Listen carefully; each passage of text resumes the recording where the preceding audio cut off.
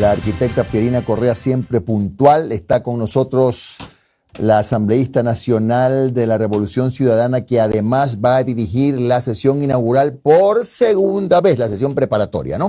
¿Qué tal, Pierina? ¿Cómo está usted? ¿Me escucha? Buenos días a quienes nos siguen también.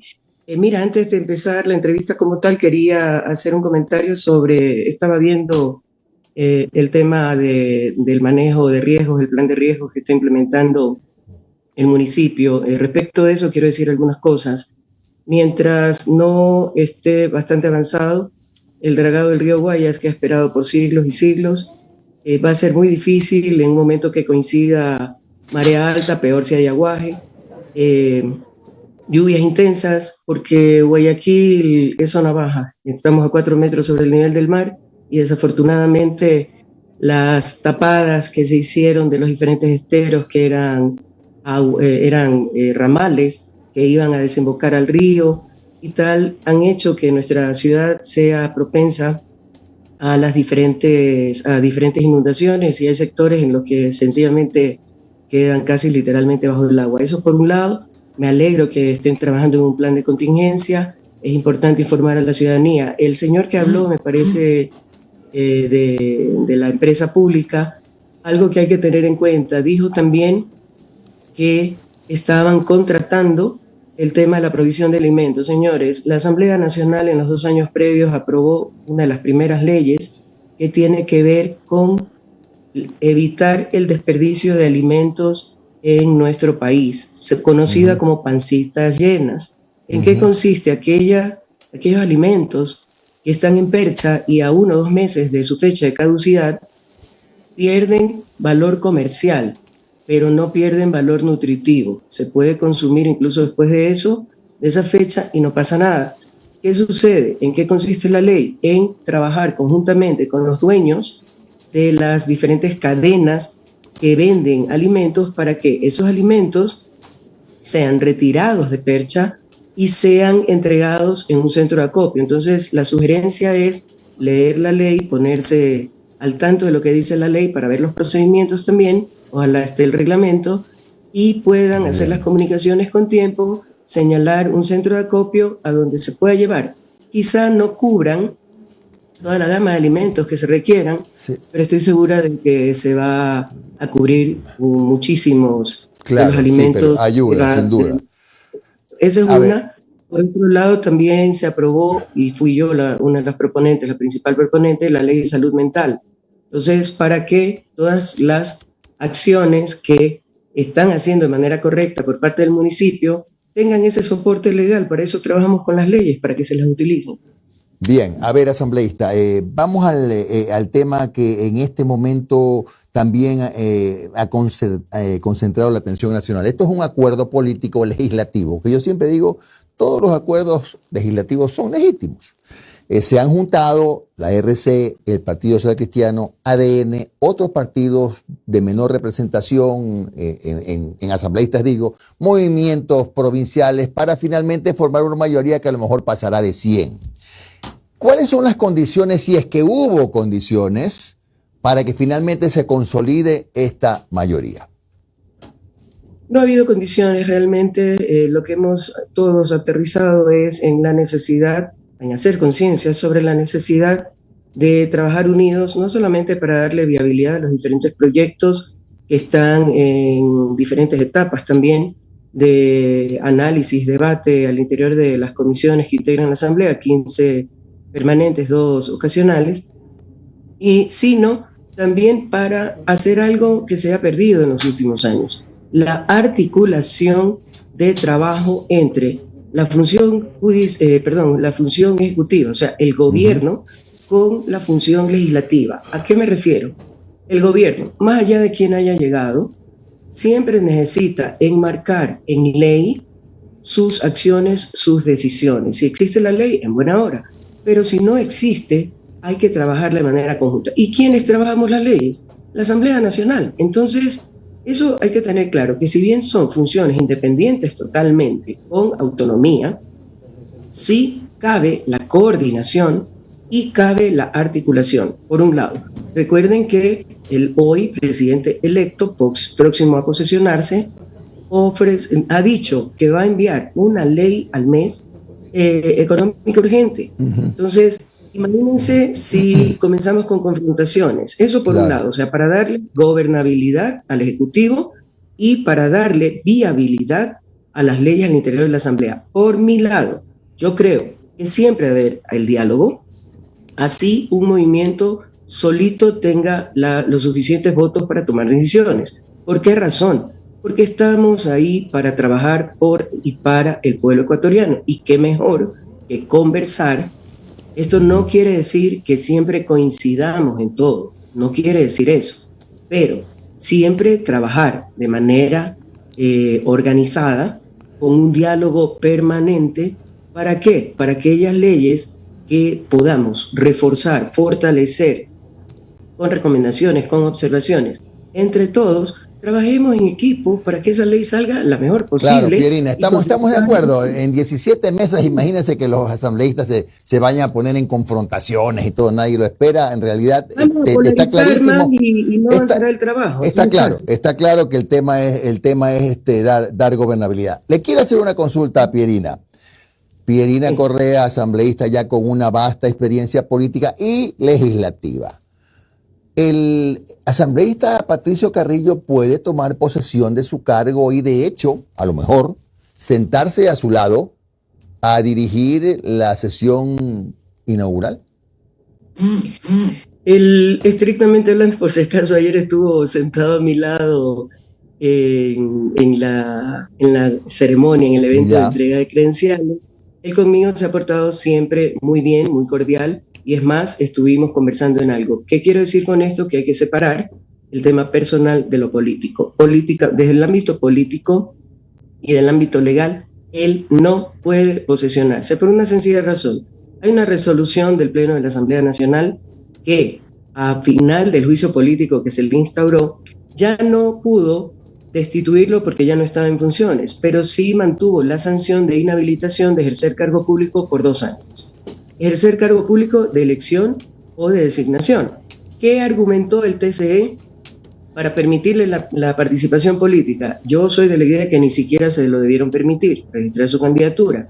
Sin embargo, entiendo la necesidad que tuvo él al frente de un movimiento para tener una cabeza, un rostro visible, conocido, con personalidad fuerte, obviamente, que contribuyera a alar votación a favor de sus asambleístas. ¿Okay? Eso por un lado. Pero, una vez, ayer recibió su credencial, hoy es asambleísta ya formal. ¿Qué pasa? A partir de ayer y de recibir las credenciales viene una siguiente etapa, que es la entrega de documentos para poder hacer la vinculación de cada uno de nosotros a la nómina, al rol de pago de la Asamblea Nacional. ¿En calidad de qué?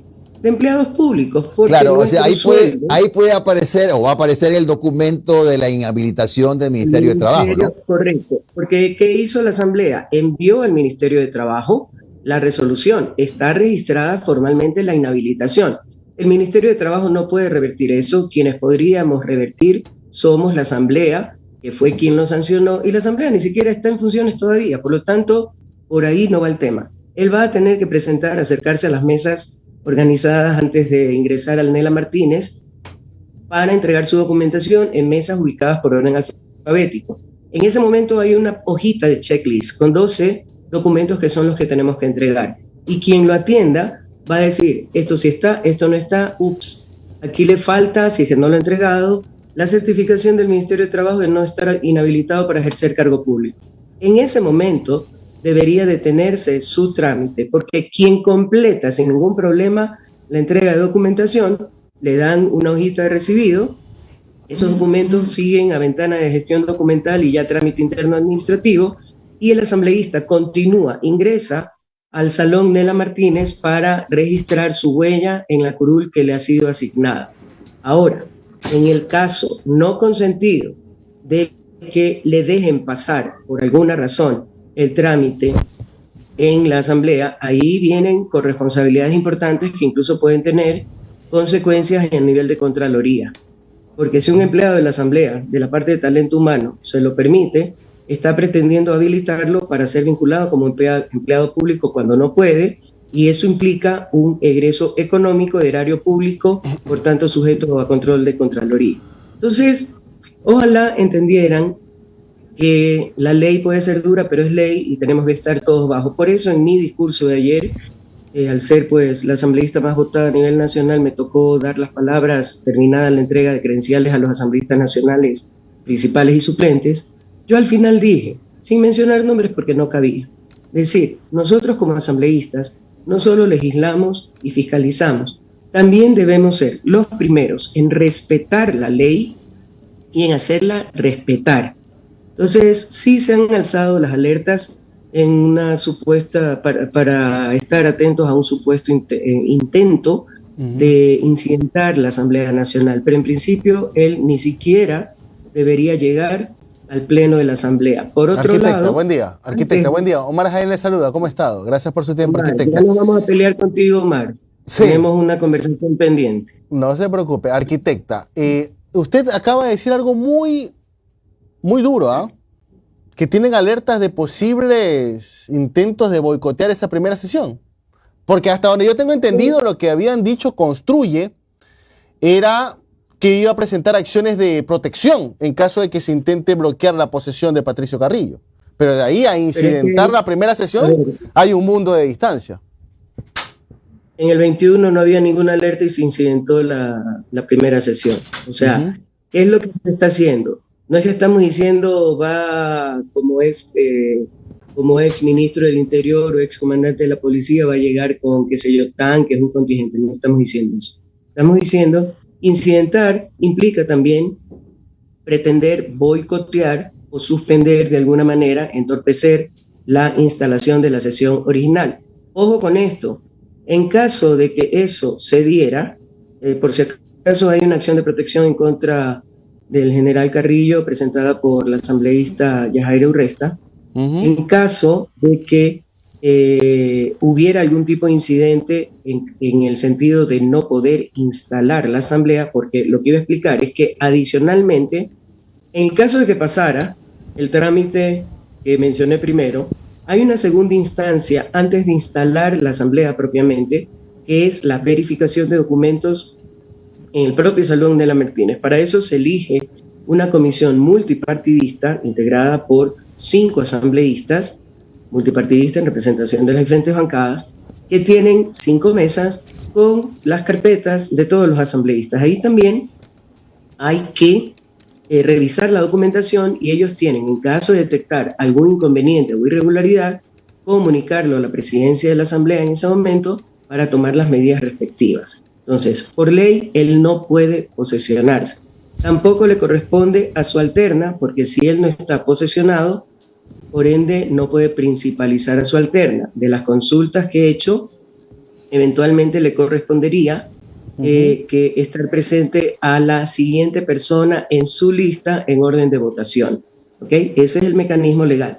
Ahora, ¿qué pasa si incidentan, es decir, obstaculizan de alguna manera la instalación y funcionamiento de la primera sesión, que es donde se eligen autoridades y todo, y ya se da la viabilidad para que el siguiente paso sea la posesión y cambio de mando?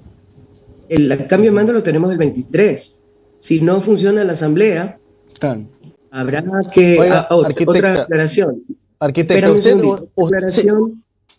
Cuando se presenta en estas circunstancias, no hay que esperar tiempo, sino quien la recibe puede decidir inmediatamente si la acepta trámite o no. Yo creo que quien la reciba de manera responsable, en caso de que se la presente, debería no darle trámite y archivarla. De otra manera, puede complicar todo absolutamente, inclusive la posesión del presidente electo Daniel Noboa, y por ende que termine este gobierno, que todo el mundo quiere que se vaya, y empiece el nuevo gobierno a trabajar desde el primer día a favor del pueblo ecuatoriano y a implementar sus ofrecimientos de campaña, con todo lo que eso implica, porque recuerden que hay invitaciones a autoridades del exterior, entre otras cosas. O sea, será un nuevo bochorno a nivel internacional para el pueblo ecuatoriano. Arquitecta, usted hizo las gestiones, me puedo enterar que usted hizo las gestiones como principal cabeza, ¿no? La más votada, por el tema de La Plata, que era oiga, todavía hay causas, creo, de gente que fue destituida por lo de la muerte cruzada, que todavía están pendientes, personas que embarazadas o personas con algún tipo de discapacidad que estaban con inconvenientes, que laboraban en la asamblea. ¿Ya les llegó el Kushki como para poder funcionar por lo menos hasta finales de diciembre? A ver, varias aclaraciones. No hemos sido destituidos. La asamblea se disolvió, por lo tanto no podíamos seguir trabajando en una asamblea que no existía. Y los empleados tampoco han sido destituidos, han sido desvinculados. A algunos se les terminaron los contratos y todo, porque evidentemente si no había asamblea para funcionar no podía estar todo el mundo. Se quedó con un personal mínimo de 160 entre las acciones que se tomaron y decisiones para poder garantizar el funcionamiento pleno de la primera sesión. Se coordinó la solicitud de personal adicional estricto, necesario, mínimo, en cada uno de los departamentos directamente involucrados, y en base a eso se hicieron las solicitudes de tema económico. Efectivamente, hasta la fecha, todavía hay personas que no han recibido sus liquidaciones. ¿Cuál es el problema con esto? Que si alguno de ellos vuelve a ser empleado porque fue asesor o vinculado de alguna manera de nuevo a la asamblea y no le ha sido pagado ese emolumento, lo pierde, que no es justo ni correcto porque es un justo derecho. Por otro lado, hicimos efectivamente, tanto el administrador como yo, gestión a través del ministro de Gobierno, a través del ministro de Economía y Finanzas, y ellos comprometieron. El administrador tuvo una reunión con el viceministro de Economía, yo después tuve una reunión con el ministro y el viceministro y otros funcionarios, y se acordó, se trabajó conjuntamente un presupuesto que incluye hasta diciembre. Entonces, porque la preocupación nuestra como asambleístas, ok, empezamos a trabajar, qué chévere, y nuestros asesores, los presidentes de comisión, su equipo de trabajo, los integrantes del CAL, sus respectivos equipos de trabajo, ¿cómo vamos a desarrollar nuestro trabajo si no tenemos los equipos? Todo eso se explicó. Ya las nuevas contrataciones están a cargo de quien quede finalmente presidiendo la asamblea, pero se comprometió la entrega de 6,5 millones, me parece que, si no recuerdo mal, que al principio eran 5.5, luego se incrementó conjuntamente. O sea, aquí no hay, oye, ponle un poquito más, no. Aquí se hizo un trabajo mancomunado con la Asamblea Nacional y el Ministerio de Finanzas para determinar esa cantidad, y el compromiso hay. Iban a ser entregas parciales, las primeras para poder contratar y pagar los sueldos de noviembre y de octubre, que también estaban pendientes, contratar el nuevo personal mínimo que se requería para la primera, que eso es un contrato temporal de un mes apenas, que deberá ser ratificado o no por quien quede al final a la cabeza de la asamblea. Entonces, está el compromiso y por escrito y con documentación. O sea, no sé cuánto habrá sido ya transferido, eso no lo conozco. Sin embargo, en un momento dado, el administrador señaló que había recibido como un primer pago, me parece que era 1,5 millones, y que estaba pendiente lo otro, y yo hice la consulta ante el ministro Cucalón y señaló que estaba todo comprometido y que estaba todo transferido. Ahora, arquitecta, ¿esto es para personal de despacho o también para miembros de comisiones? Porque, a ver, quizás la mayoría de la ciudadanía no entiende que dentro de todo el engranaje de la asamblea hay un departamento de TICs, hay equipos que funcionan con las comisiones, uno que funciona para la asamblea en general. Está todo presupuestado, está todo calculado, ¿no?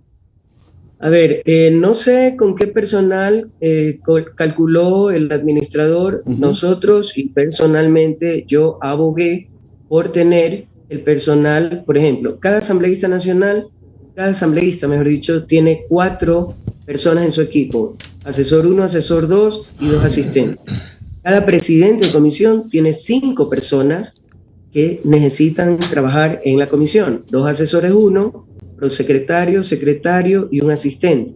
No recuerdo el detalle de cuánto personal tiene cada integrante del Consejo de Administración Legislativa, pero ahí no estoy hablando todavía de personal administrativo. Entonces, ahí yo creo que ya tiene que entrar lo que sí se ha garantizado, y empezamos, si no recuerdo mal, desde el 20, con las vinculaciones de los equipos de trabajo, tanto de comisión como de asamblea, ¿ok?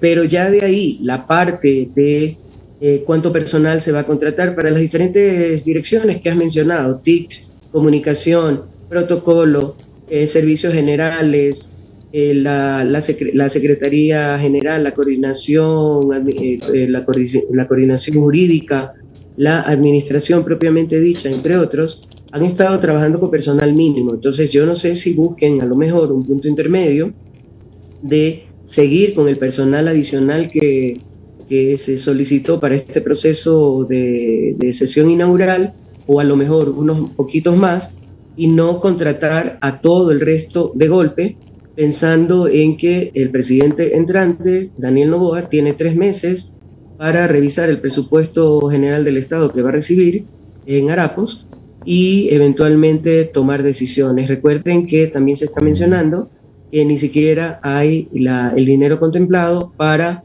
poder pagar diciembre y que lleva consigo los décimos. Claro, ahora, bien. Daniel Noboa ha mencionado un crédito al braveo, dijo, de 50 millones, que para todo lo que se requiere es realmente poco. También hay un crédito con el BID de 900 millones que queda como parte de la gestión de este gobierno. Sin embargo, esos créditos son muy particularmente asignados a las gestiones, a los proyectos para los cuales se gestionó. O sea, no es que, sabes que yo necesito 300 de esos 900 millones y los voy a poner para esto, no. Bien. Si le cambian el uso a esos fondos, hay que empezar el trámite de nuevo. Entonces, la situación sí es compleja, sí es complicada, sí es angustiante. Recuerden que en diciembre también terminan muchos contratos, así es que me imagino que no serán las mejores fiestas de Navidad y fin de año para mucha gente, que habrá muchísimas desvinculaciones. Ya el Ministerio de Trabajo ha señalado que las vinculaciones ya arrancaron y por encima de 70.000 en diferentes sectores de la economía del país. Así es que vamos a ver qué pasa. Ojalá el presidente entrante tenga la habilidad para surfear este problema y sobre todo gestionar los fondos para que pueda responder a todas las necesidades, incluso cosas que están pendientes, ni siquiera nuevas. Estamos hablando de cosas que están pendientes, y obviamente los trabajadores, si han devengado su sueldo, tienen el derecho a recibir su remuneración, así es. Y esta época tan complicada, ¿no? Bien, muchas gracias a Pierina Correa, asambleísta nacional de la Revolución Ciudadana. Que tengas buen día, Pierina, un abrazo y suerte. No puedo pelear un ratito con Omar, No, Omar está redactando en este momento la pelea en privado. Chao, Pierina, gracias. Bueno, gracias, Jimmy, gracias, Omar, un abrazo a todos, gracias por la oportunidad de compartir con ustedes. Bueno.